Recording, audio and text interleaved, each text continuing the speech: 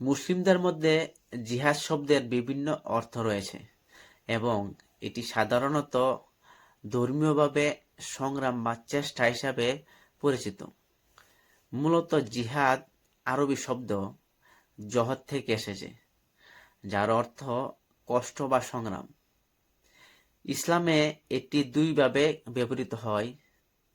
নমস্কার, আমি শীতল, আর আপনারা দেখছেন সময় কথা বলে। আমার এই ছোট্ট ইউটিউব চ্যানেলে সময় দেওয়ার জন্য আপনাদের হৃদয় থেকে অনেক ভালোবাসা।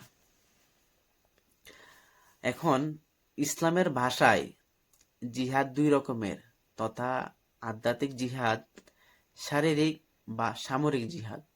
এবার আসি আধ্যাত্মিক জিহাদের কথা। আধ্যাত্মিক জিহাদ এটি নিজের আত্মাকে শুদ্ধ করা এবং আল্লাহর আনুগত্যে জীবনযাপন করার জন্য শুদ্ধ চিন্তা, নৈতিকতা এবং ধর্মীয় কর্তব্যের মধ্যে সংগ্রাম। এটি ব্যক্তিগত উন্নতি এবং আল্লাহর প্রতি আনুগত্য হওয়ার প্রচেষ্টা। আর অন্যদিকে শারীরিক বা সামরিক জিহাদ, এটি কখনো কখনো যুদ্ধ বা লড়াই হিসেবে বোঝানো হয়, বিশেষ করে ধর্মীয় বিশ্বাসের রক্ষার জন্য।